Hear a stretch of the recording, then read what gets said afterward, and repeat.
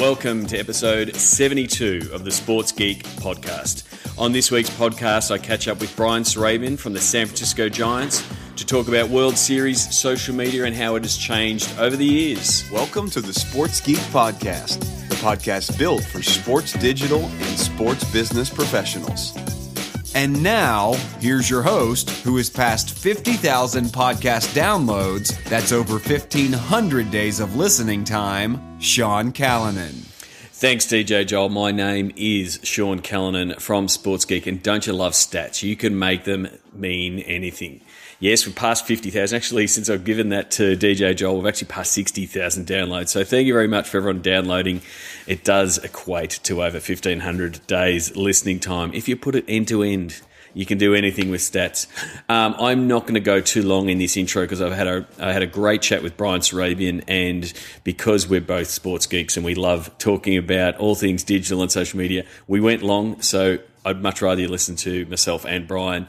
Thank you very much for listening to the podcast. Please send me a tweet if you are listening for the first time or if you're listening for the 72nd time, this being episode 72. My Twitter handle is at Sean Callanan, or you can tweet at SportsGeek. And if you could share it with your friends on that you are listening, very much appreciative. It's one of the reasons we are getting the downloads, because you are sharing it on LinkedIn, Twitter, Facebook, and the like. That's pretty much it. I'm going to dive into this interview. Afterwards, we're also going to talk a little bit about Seat in San Francisco.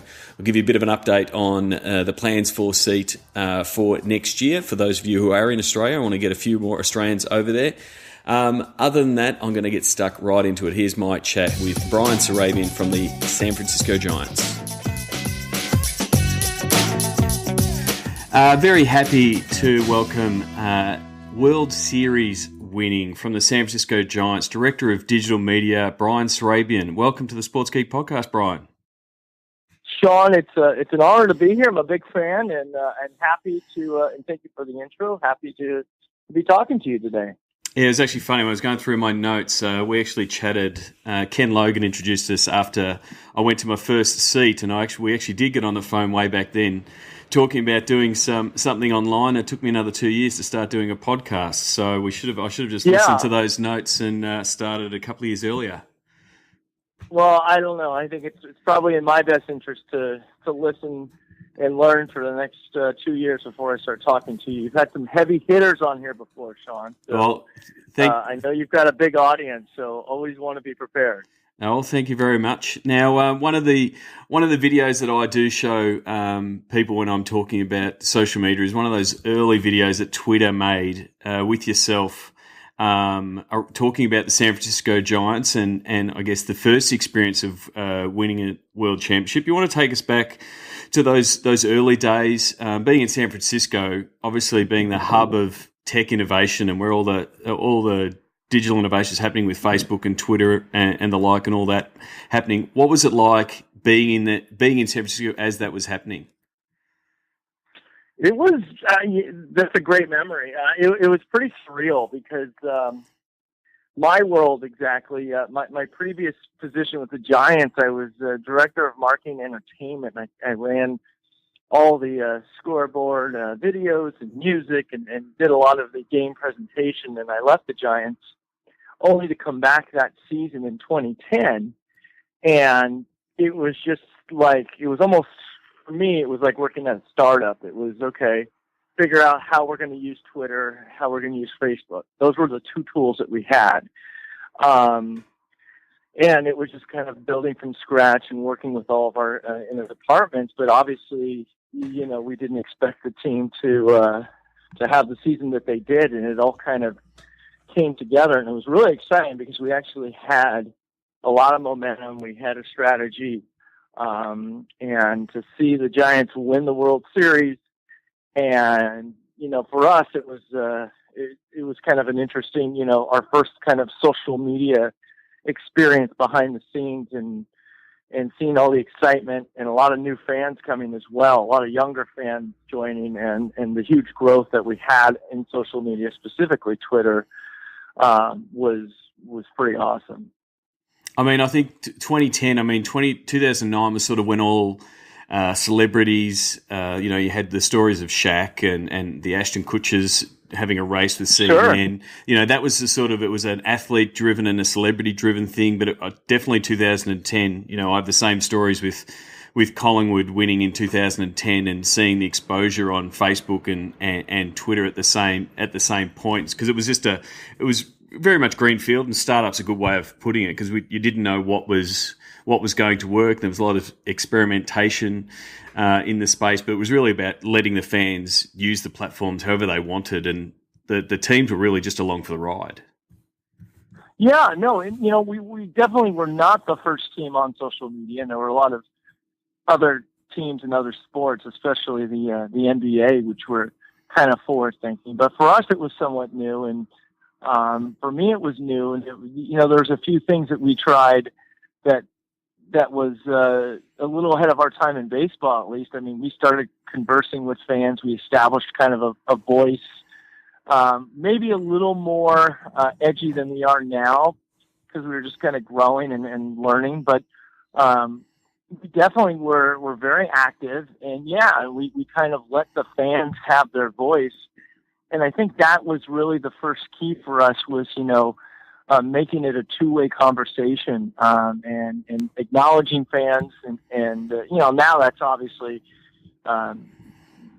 old school, if you will, and it's more about content perhaps. But yeah, back then it was really interesting to see the early adopters of fans engaging, and for us to try new and different things, and to follow the likes of Shaq and other celebrities and brands that were doing interesting things. It was really cool at the time.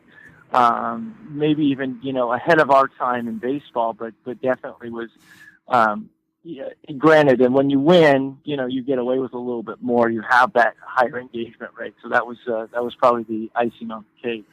Yeah, I've heard you say a few times, winning a World Series is the best marketing strategy you can ever have from a point of view. You're lucky enough to do it 3 times now. Who are you patting on the back the most to keep things ticking over at the Giants? I don't know. I have no idea because it's funny, Sean, after, and I've been a lifelong Giants fan and worked with the organization for a number of years.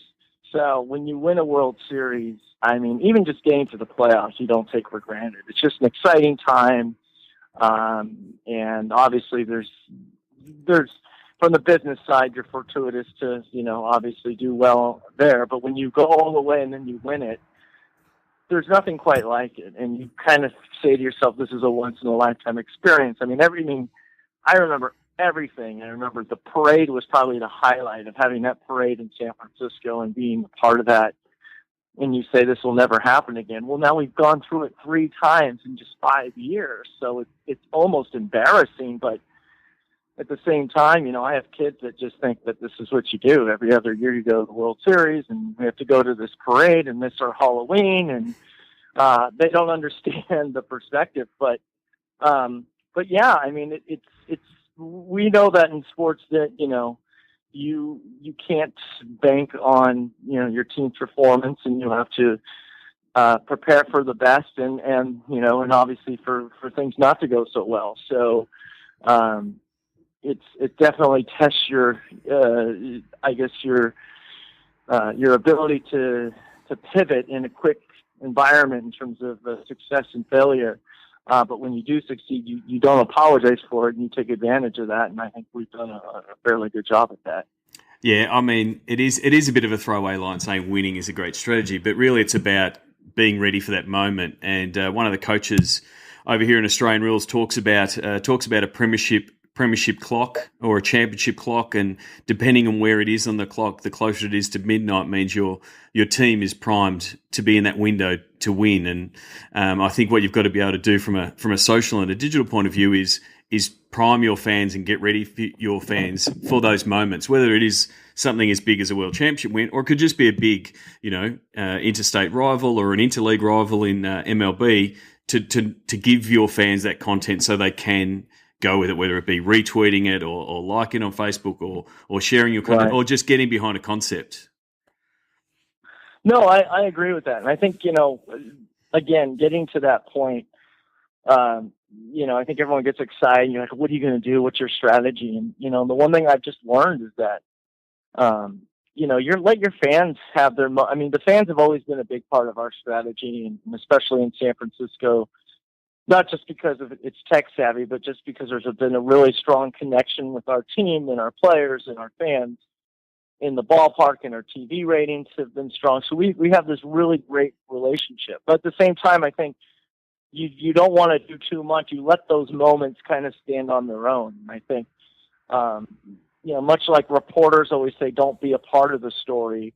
Let that story just speak for itself. And that's kind of what we try to do. We're telling this story, and we're trying to come up with creative and innovative ways to connect our fans to that story. And our fans are obviously a part of that. So oftentimes, we might go overboard in certain instances, but obviously when you win, you kind of let that moment speak for itself. And now we have so many different channels to tell that story, and we let the fans, obviously, we want to highlight them as much as possible and connect them as best we can.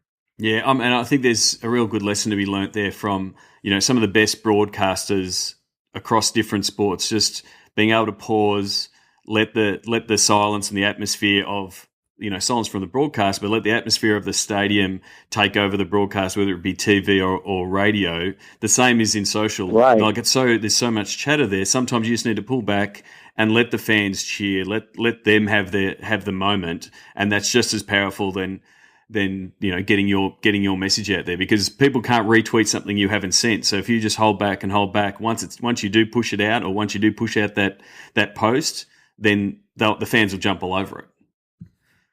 Yeah, and just like you said, we're on top of us talking, we're part of the fun is also seeing what everyone else is saying, and I think that we've always been big proponents of user-generated content, whether it's a witty tweet or it's a video.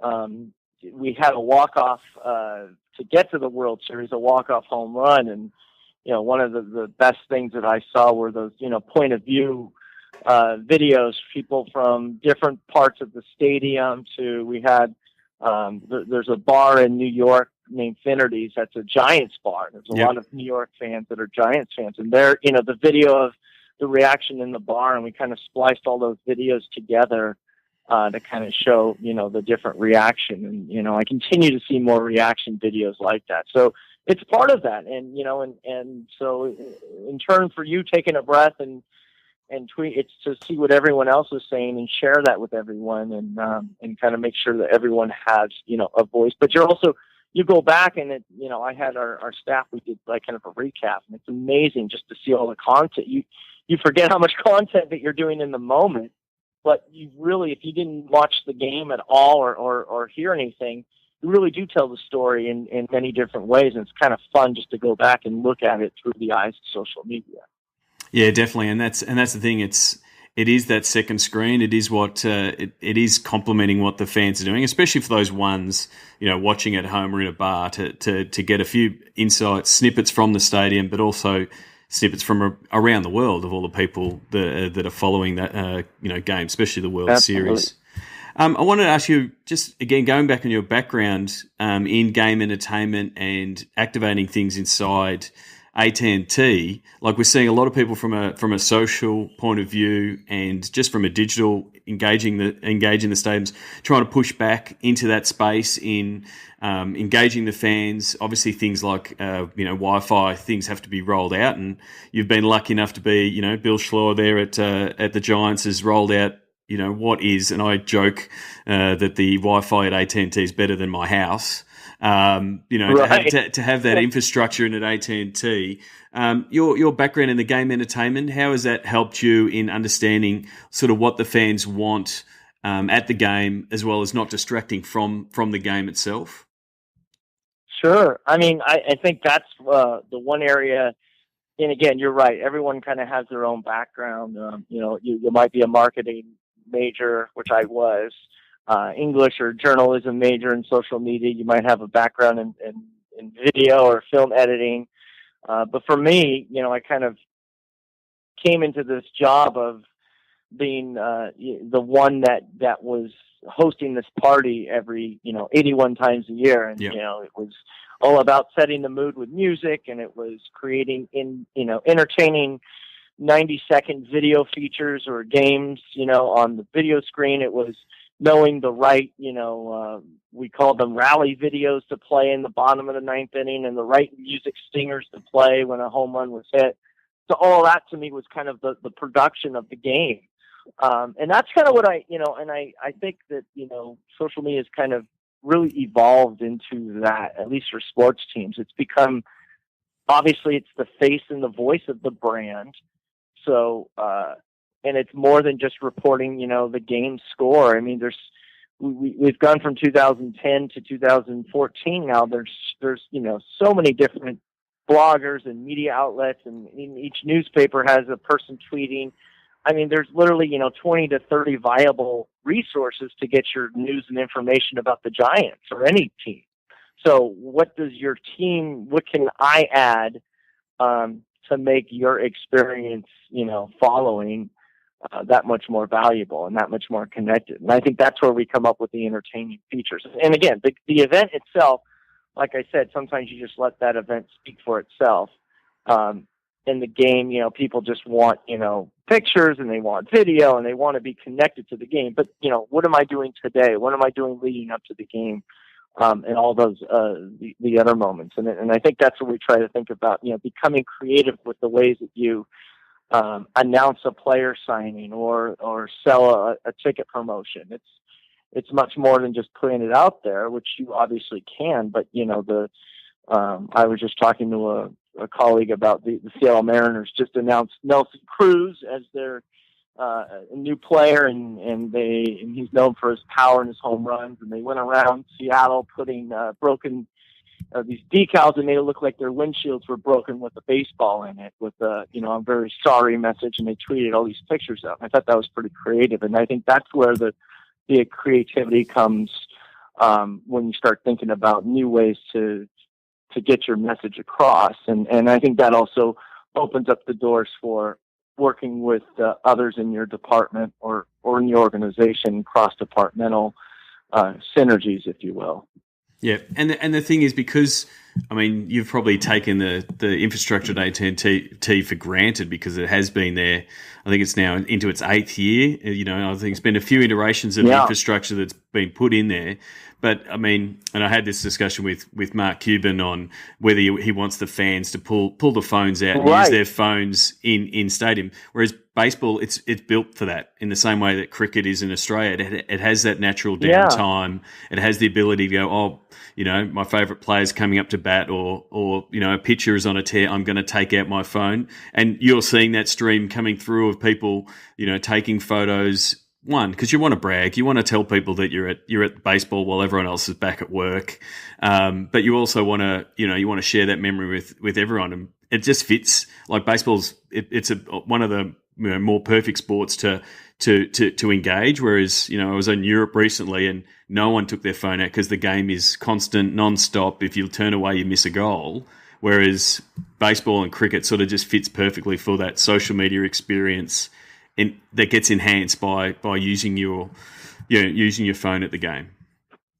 Well, yeah, and Sean, I don't need to tell you this. We've become addicted to our mobile devices, and it's there's a time and place for it. I understand. Mark Cuban, his statement has been very well publicized, and your discussion with him hits it on the head about sports. And it's funny, in 2000 when we first built our ballpark, this is pre-Wi-Fi, I don't even think the Palm Pilots were out, but a lot of our fans talked about, they wanted the experience to be a break from their technology and a break from, they wanted to get away from cell phones. And then when the iPhone kind of came along in congruence with what we had on our Wi-Fi channels, it really changed the atmosphere. And I think it's a balance, and we never take our Wi-Fi for granted. We understand that that's really one of the the backbone to the success of our mobile strategy is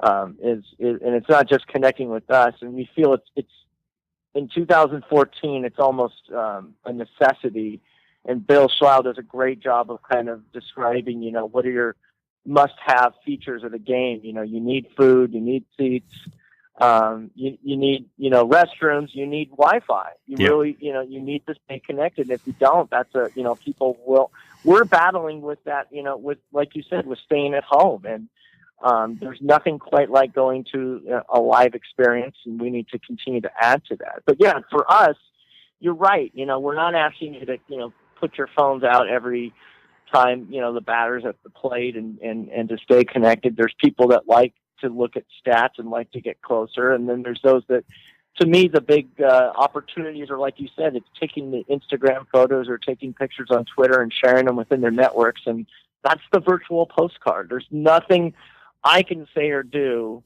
that will encourage you more than your friends, sharing their experiences and saying, this is, here I am with my friends having a great night at AT&T Park. That's what we try to, subtly enhance as much as possible, is encouraging our fans to share those photos and those tweets and those Facebook posts just like that, because that word of mouth is just so powerful. So having that infrastructure in place makes that possible. Yeah, I mean, it's something that we've always advocated, whether it be, the simple act of favoriting photos on Instagram or favoriting tweets of fans, validating what they're doing will only continue to amplify that. And to extend what you were just saying there about in stadium, you've now effectively, I'm a really big believer in connecting online fans in real life to sort of really, make those connections, proper connections, not just loose connections that you're talking to someone online. And now you've got the SF Cafe in at AT&T Park to really make that connection of, you're a social fan, you're a Giants fan, and now you're at the game. You can see your tweets and you can see your photos and really educate even the small portion of fans that don't get social to realise, here's another way for me to experience the Giants. What was that project like, and how did fans respond to the cafe?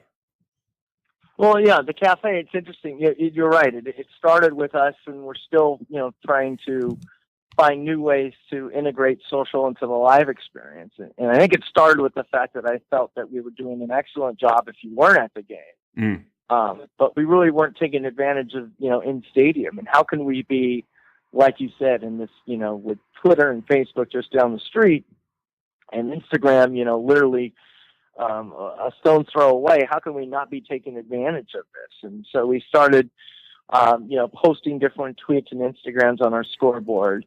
But finding space on your scoreboard is pretty competitive with all the sponsorship features and the entertainment features. So we continued to find, and we looked internally and said, gosh, there's got to be a way that we can take advantage of this. Now, there really was nothing else out there. There were a few teams that had some social walls, if you will, that had interactive tweets, but there was no real zone. And so that was kind of an opportunity and a challenge to design a space.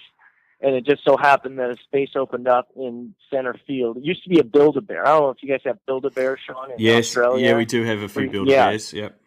Right. And you could only sell so many. I guess your kids can only buy so many until it's time to move on. So I think that was kind of the timing for us. And we put a Pete's Coffee in the cafe and said this would be a cool area for fans to purchase coffee. We built this beautiful screen, high-end digital screen, and then we designed with the local design agency on what it would look like, how it would display tweets and Instagram photos. And then we had an area for our staff to approve, and it was kind of like, here's the behind the scenes. And quite frankly, people were just as excited to see the behind the scenes, like, oh wow, you're the ones who tweet and post things. And so I think now this will be our third. We just finished our second season in the cafe, and this will be our third. And we're one of the challenges with that, as you know, is with technology. It's all about innovation and what's new and coming up with fresh ideas. So we've got to continue to push ourselves to say, okay, well, we've done all that and it's been great. And our fans really like it, but you don't want your fans to become bored, and you want to, the minute that we do one thing, another technology like Snapchat comes out, or Vine videos actually, where were debuted like a week after we'd opened the cafe. So it was like, we had 6 months to catch up to that. So we're constantly trying to match what our fans want. But at the same time, we're also trying to think, a page out of Steve Jobs' book, you sometimes say, well, I don't know if our fans even know what they want. Let's try this and see how it works. And you have the sponsorship angle as well. And we have obviously great sponsors that want to be engaged with their fans in social media. So we're trying to come up with new ways that we can kind of monetize in that world as well. But to me, it's always about the fan experience and our fans. And we're trying to find out what's the best way that AT&T Park and the Giants can, bring social media to bring the fan experience and optimize it as best we can. So where are you seeing Giants fans moving again? Because it's, especially in Silicon Valley, it's like, where's the new bright shiny thing? Where we're gravitating to? What's the next platform? We saw it was only a couple of weeks ago. Everyone was talking up Ello and going on there and praising it to be the Facebook killer, and then 3 weeks later everyone's back to normal. I forgot my password. I logged in. I can't remember what it was. Yeah, right, and then now it's not even relevant. Right. So where do you find that? That's the big question. Yeah, where do you find that tipping point to say, we're seeing a lot of, do you take the lead from the media that are talking up Snapchat? Do you look at what content's coming through on your feed and different things? Do you see more Vine videos starting coming through on Twitter? Because it is it is a return on effort. Like, how much work do you put into with this platform? And say it is Snapchat, knowing that it's a younger demographic and they're developing Snapchat stories. Is it a bit of a dipping the toe in the water and testing it and seeing how it works? It's the answer is yes to all of them. I mean, I think you're right. The real we only have so many hours in the day, and we only have so many resources internally. And obviously, we're trying to slowly grow that. So you're looking for where our fans are, and obviously, the three biggest for us are Facebook, Twitter, and Instagram. But with that being said, yeah, you do dip your toe into the water and try Snapchat out. To me, that was a really big one for us to try because it was a very youthful. I've got nephews that are in high school and junior high, and I'm constantly, asking them and their friends, what are they using? What are you guys doing? And Snapchat seemed to be, something that was becoming kind of a regular feature in understanding the fact that, okay, it's different in the fact that it's a photo that lasts, up to 24 hours and it's gone. Obviously you can look at it for 10 seconds, but after 24 hours, that picture is no longer there. So there was something to that. Here's my story. So we really tried a few things with that, and I'm pretty interested in continuing that route. But with that being said, sometimes it's not just about, I don't think you can ever say that you've mastered Twitter or you mastered Facebook.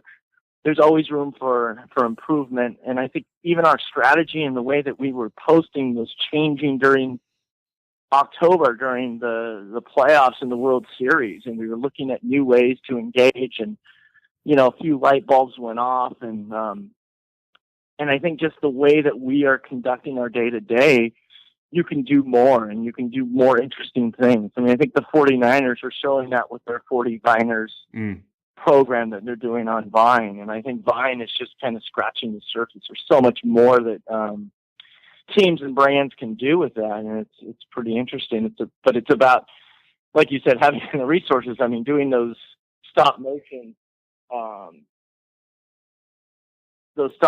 videos are something that takes time, and you've got to be really patient. You've got to be creative. And that's where you try to engage your video department to say, hey, here's what we can do, should help us. So I think it's a little both. I think it's trying to find what that next new network is, and always kind of looking ahead and looking forward, but then also understanding that, wow, we've got a really engaged base. We've got, we've got a lot of channels already. Are we fully maximizing what we can do on there, or is there more? Can we get better? And I think that's really where we put most of our resources. And like I said, having things like the cafe, or finding new ways to make an announcement, or to find new ways to entertain your fans using social media. And I think, there's so many cross platforms that, allow you to do something online and offline. And that's where, I think organizations are really going to find the best advantage of social media within their marketing strategies, where it just doesn't live on its own, but it kind of manifests. So it's a 360 experience for the fan, that they can find something offline and it connects with something online, and it makes a lot of sense. So that's, I think, where we're putting more of our time and energy toward. But we're always, or at least I'm always, like you said, at conferences or on Twitter chats or reading blogs to kind of see what are the trends, what are people talking about, what's the next big thing, is it there, or do we just find new ways to do old things? Yeah, and it has to come back to, I guess, what your strategy is overall for how you want to engage your fans, and what your goals of your department from a digital point of view is. I mean, if you want traffic and keep driving people to your website, then you wouldn't think that, Instagram is never going to work for me, because you still can't put a link. Right. And really, if anyone at Instagram's listening, can we just put links on images? It would make everyone's job easier. But it's a pure. And can we switch and multi-user accounts too. Right. Multi-user accounts is the other request we have for everybody who's listening, who pretty much leaves their own personal Instagram as dormant because they have to run a team account. But it is a matter of, so that would be me, Sean. That's exactly what my deal. I have a very boring Instagram life because I'm managing the Giants account. So not that I have anything interesting, but you're right.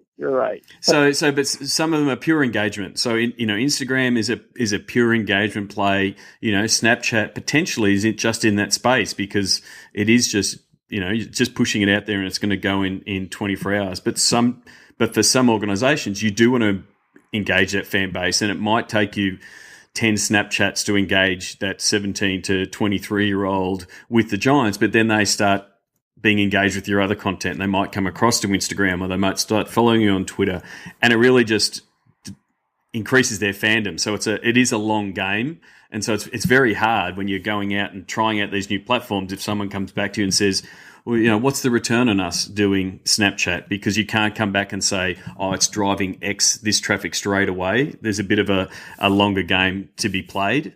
And it's absolutely true. And that's and I did hear that question, what is the ROI, or what, and it was someone in PR from another team asking me that. And I was like scratching my head. I'm like, why do you care about that? You're in public relations. Like, what's the ROI of public relations? How can you tell me, qualify, how much a press release, or, it's immeasurable, but it's also invaluable at the same time. And, I think you hit it on the head. It is, the long game. And I think a lot of brands kind of dismissed Twitter, and what happened was that they lost out. The brands that took advantage of that and were kind of forward thinking became leaders in that space, and many people then said, okay, we don't want to miss the boat again. And so, having Snapchat, I don't know. I'm not smart enough to tell you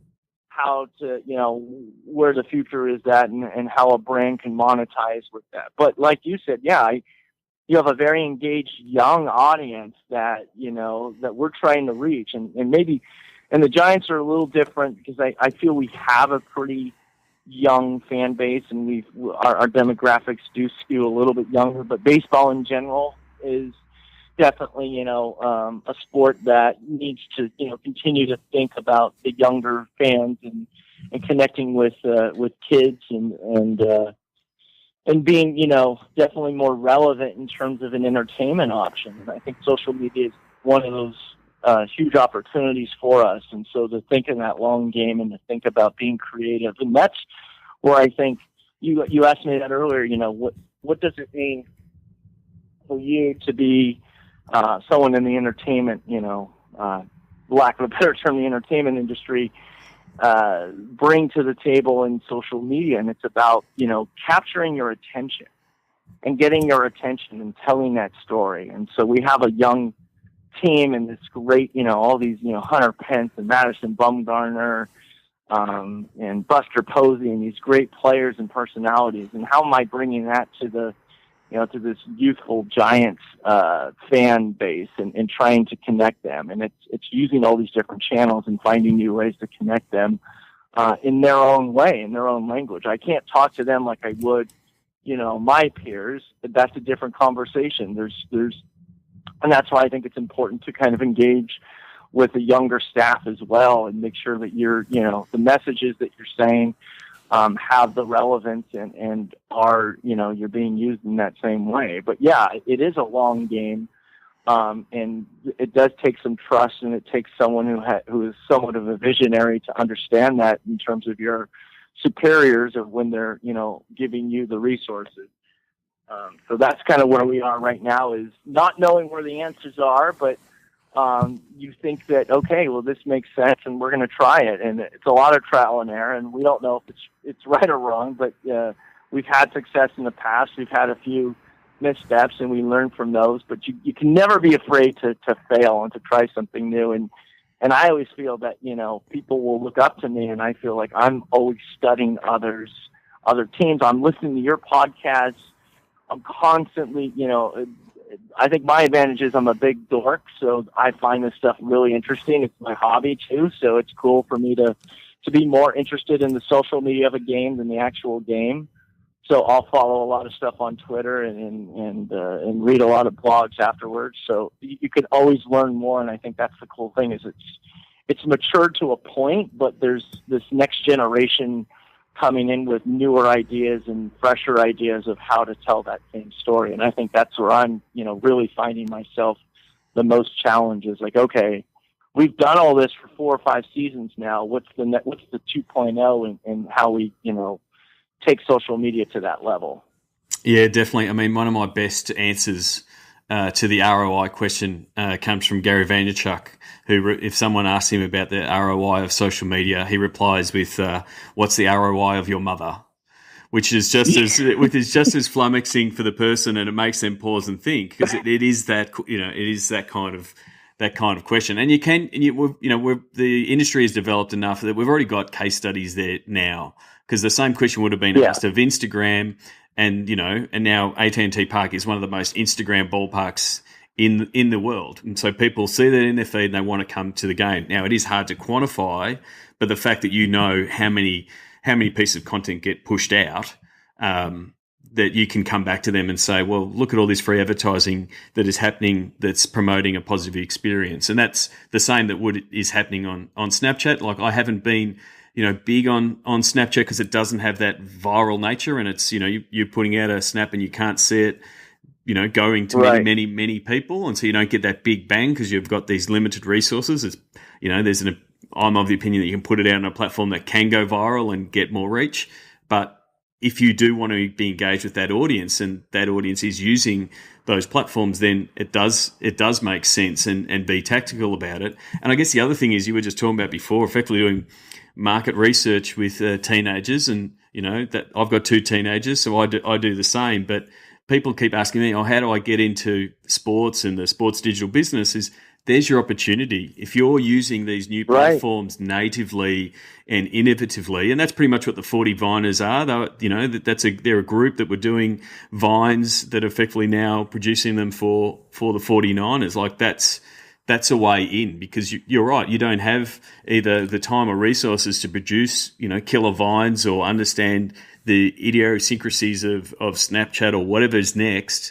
But if you come out and say, I know this platform backwards, pretty much the same as Adam Bader's discussion from Real Madrid. He knew Twitter inside out when Real Madrid were looking to amp up their Twitter presence. There's new platforms that, guys like yourself and me are going to say, I really need someone to be able to cover that sporting event using Vine really effectively. And rather than have to train these new staff up, they should come with the skills because they're using the platforms themselves. Yeah, no, I mean, I couldn't have said it better myself. And that's a great point there, Sean, about, looking at these new opportunities and looking to say, how do you break in, and what are these, where's the future? And I think it's really, it's that time of year where I'm starting to get, different bloggers and questions. What do you, make your predictions for next year, which I never do because they're never right. But no one ever reads them back in December, though, Bryan. No, you're right. That's true.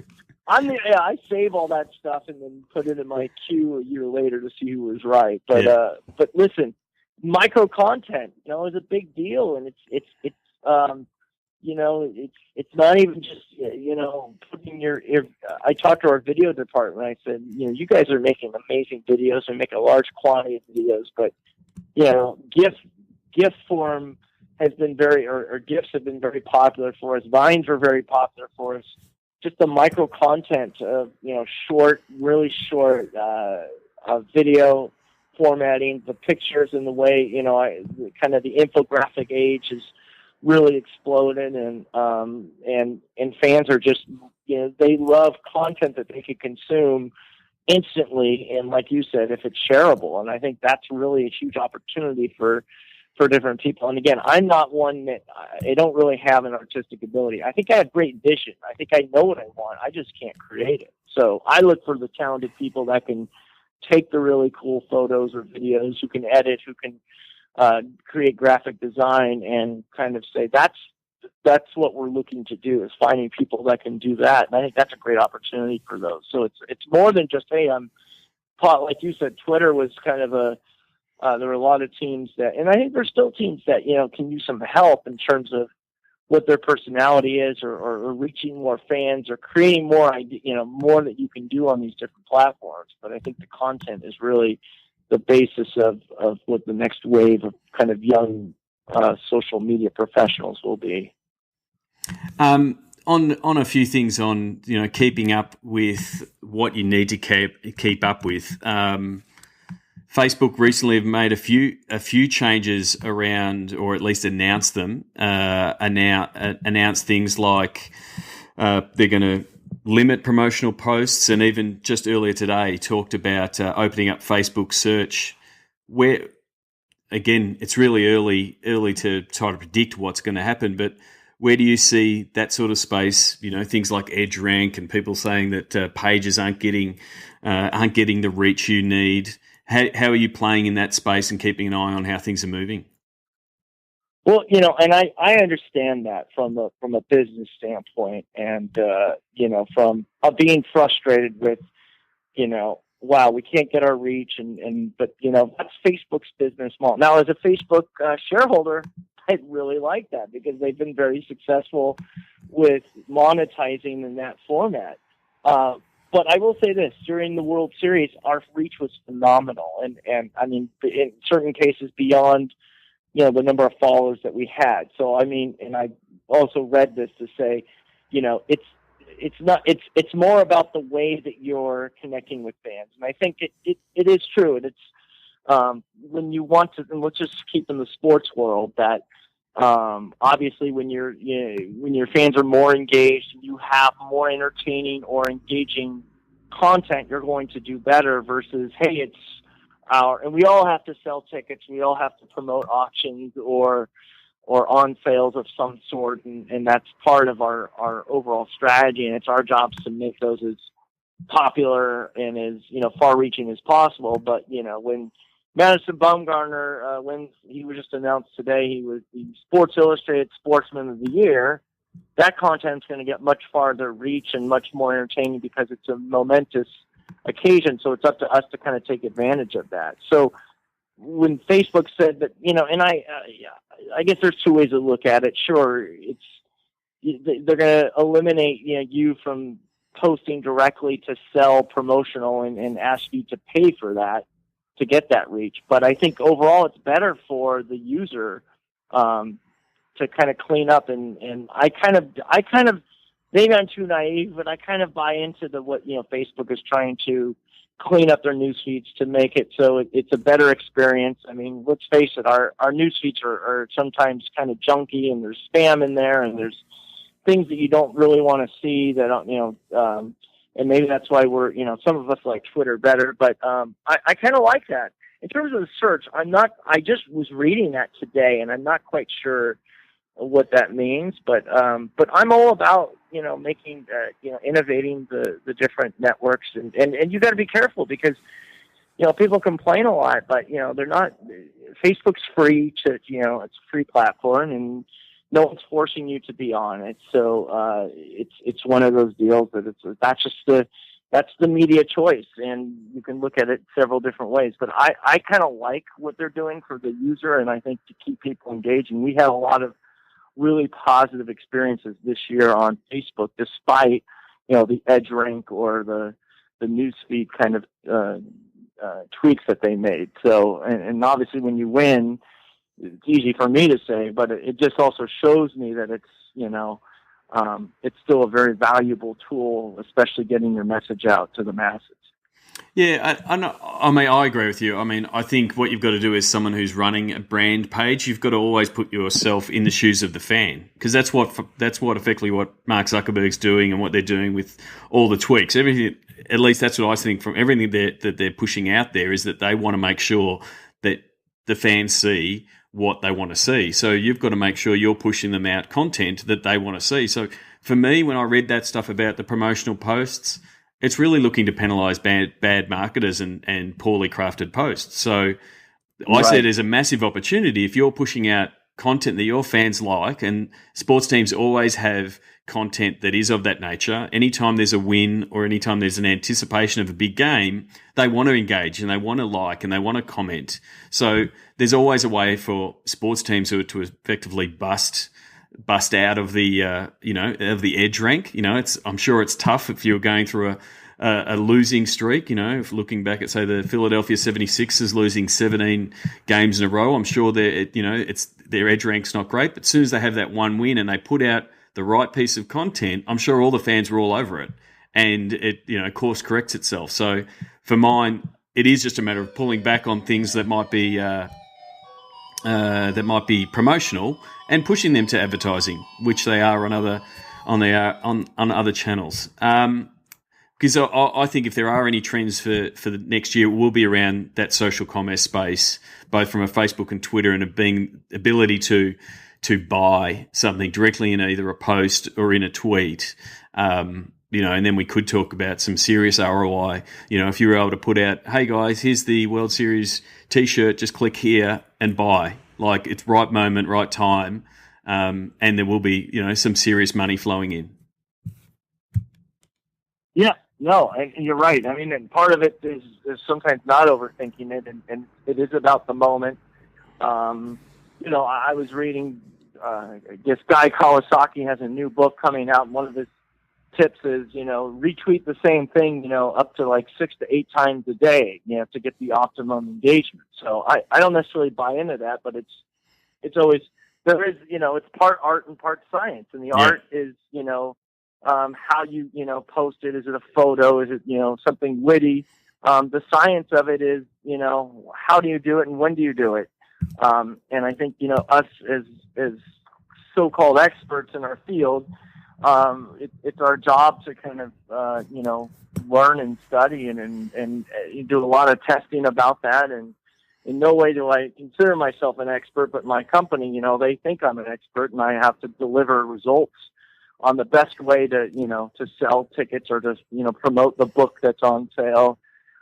They don't tell me how to do it. They just tell me, here's the messages and you do it. And it's up to us to understand what's the best way within our fan base and within the networks that we have. And on top of that, we're balancing all the other messages as well. And so, and I've said this a few times, to some of our colleagues and friends, you have all these different messages and you're trying to balance them with, just news and entertainment and education and other things that we're trying to get our fan base, connected to. Because if we just turn into this one big, Amazon marketplace, then we're going to lose a lot of fans' attention. So it's our job to make it so it's not, so it isn't that way. And when we do have something to sell, it's something of value, and it's something that we can really target those who we think would like it at that right time. Like you said, it's the timing of it is the most critical part, in my opinion.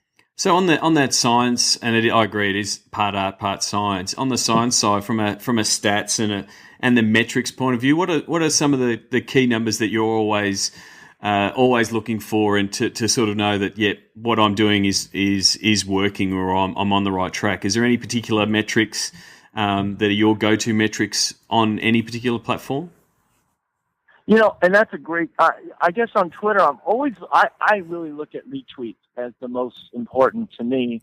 I'll look at all, and I get talks about, and ask. I think at the end of the day, if you have zero money and you don't have a lot of time, I look at shares on Facebook and retweets on Twitter. I think, and I don't know, we have, I'm embarrassed. I think we have like almost 700,000 on Twitter, maybe. 700,000 on Twitter and 2.8 million on Facebook. So I probably should have 10% of that, but for some reason, I always just like 1,000 retweets. I think that always looks good, and I just have used that as kind of an easy barometer. Now, obviously, I'll take a deeper look now and then, and I'll look at a certain few things, and what was our best and what was our worst, and why was this the best. But I like that. I think the retweet does so much because, like you said, that's what makes it go viral, and that's what people will respond to when they see it. And oftentimes, it's not. And again, I know it's digital. I still believe, though, that sometimes it's just part of the process. They might not click it. They might not, go directly to what you say. But the more that they see that, the Giants are in town, that they're giving this away, they might buy tickets, an hour later, a day later, because of that tweet they saw, because of that Facebook post, not directly from that. Much like they see a billboard or they see a TV commercial, it's all part of that psychological process. So, and then I also think that it's the more people share, that's. When you're sharing something on your feed, that means that you not only do you like it, but you think it's cool enough that you're representing it. So it's one thing to get clicks, and you obviously want that, especially if it's a video or a photo. But the share is a big one to me, and so I really take that one as the most. That's the highest on the metric food chain as far as I'm concerned, because it means that you're cool enough to be. To share it on their network. But it's also there was also some interesting articles recently around, I guess, the term dark social and where the traffic's going, and it does show even content that you might not be sharing on Facebook or Twitter on how much content is actually being shared on Facebook, and the amount of traffic that's driving. And part of that is you conditioning the fans to see all your content. But the amount of content that is getting shared without you knowing, whether it be in and the guys at Valencia in Italy did a study, and WhatsApp's actually really big in Europe, and they were finding that there was a lot of content being shared internally, privately with WhatsApp, and then as well the same is happening in Facebook. So, it's again, if you're looking for those numbers, and traffic's always a big one for people running digital departments. You really can't discount all the stuff that's happening that you can't see. Like, people still want to share their information about their Giants. They don't have to always do it publicly, and they don't always have to mention you on their Twitter feed. They're just sharing it, anyway. And that's fascinating. And the other thing is, because we're in the sports industry, we have the ROI isn't always, direct sales. It comes in the way of sponsorship. Yeah. And the way that we attract sponsors is having a really engaged social media feed. And it's not just number of followers, although that's definitely, probably the biggest number, but it's kind of the overall presence of your social media feed. And we have a number of sponsors that take advantage of that and love the fact that, how engaged our fans are. They love the way that we're engaging with them. And that's brought them on as sponsors, or it's helped them invest more into our social media sponsorship. So I think that's the other side of it too. It's not just about the ROI and show me these reports. It's looking at the whole picture, and I think that really is. And we haven't seen. I don't think we've seen a full. And I kind of have.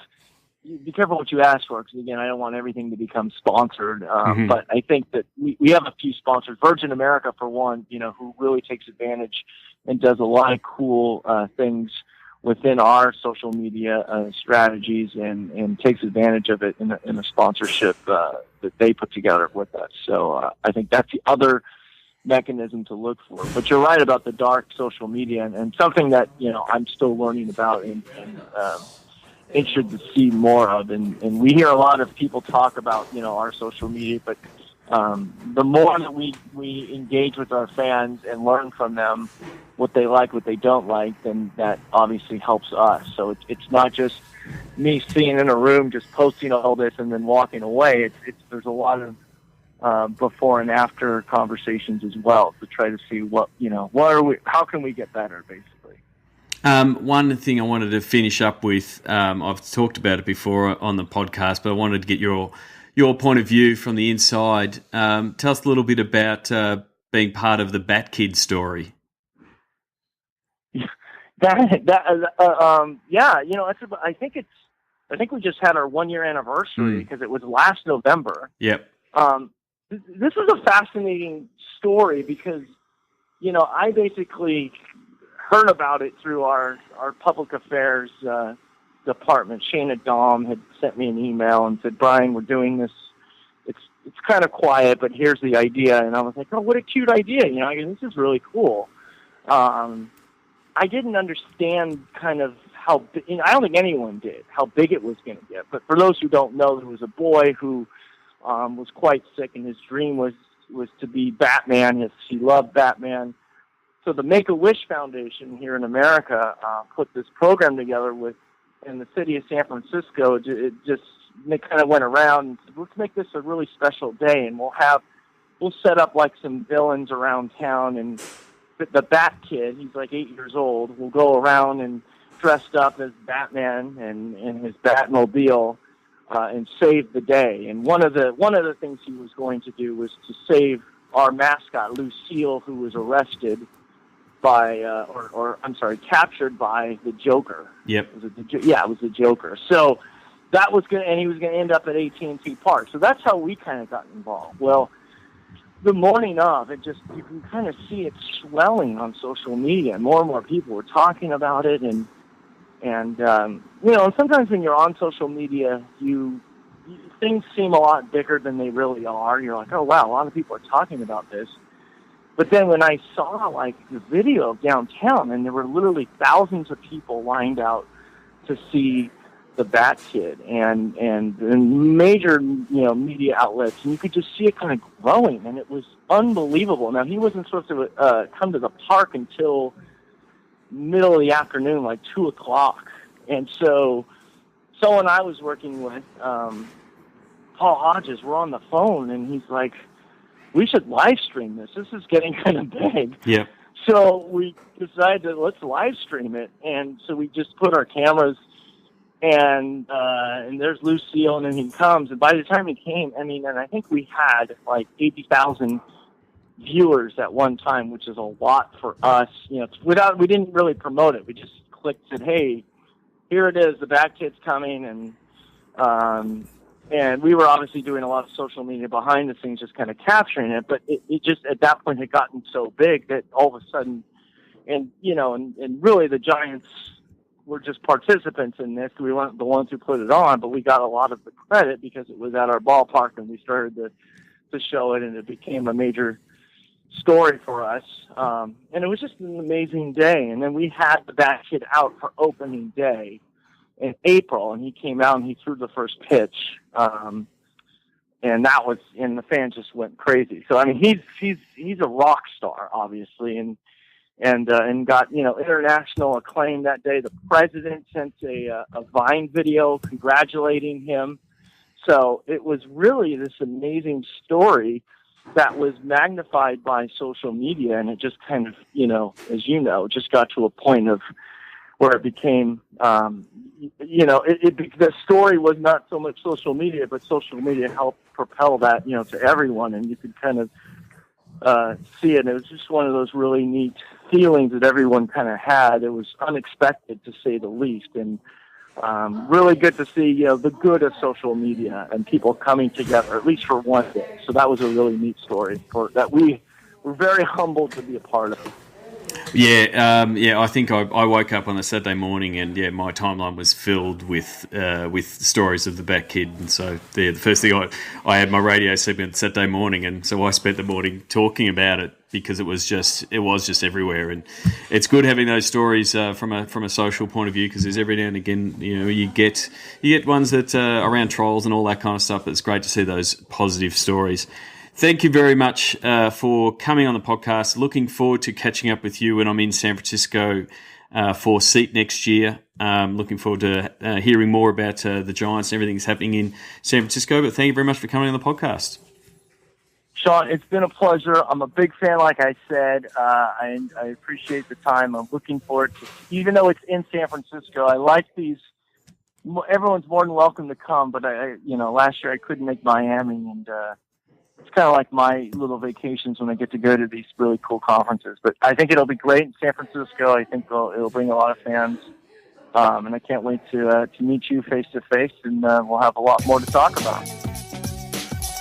Sign up for the Sports Geek News at sportsgeekhq.com/SGN. Thanks again to Bryan Srabian there from the San Francisco Giants, very generous with his time, and I hope you don't mind that we have ticked over the 1 hour mark, but I will get out of this episode rather quickly. Thanks again for listening. You can find all the episodes at sportsgeekhq.com/SGP. You can go to the guest page and connect with people like Bryan Srabian, SRabe on Twitter. I'm sure you're all following him. If not, as I say, you're not doing this internet thing correctly.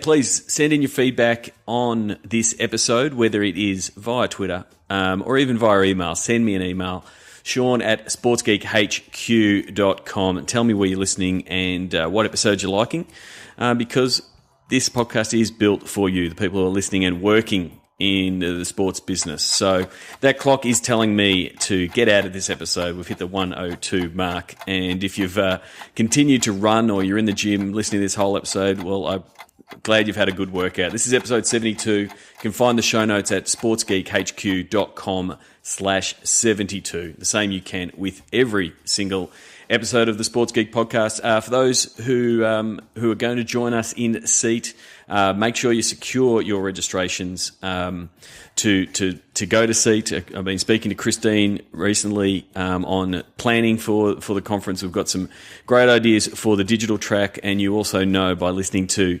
Russell Scabetti, Fiona Green and the like from the CRM track, and I also know that Katie Panter and Todd Cafflish and the CEO track is coming along nicely, so I hope to see you there. Again, if you're in Australia and New Zealand and want to come along and go on my little pre-trip prior to SEAT, please contact me, Sean at sportsgeekhq.com. I'm putting together some of those site visits and meetings right now, and I really need you to confirm both that you're going to be at SEAT, but that you do want to come along. I've got a few people locked and loaded and booked in already. I'm really looking forward to taking over a really engaged crew and show my US friends more of what Australia is doing in the sports marketing digital sense, and also from a CRM point of view.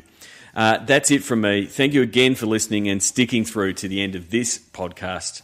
My name is Sean Callanan from Sports Geek, and until next week or the next time I get a podcast out, thank you very much for listening. Cheers.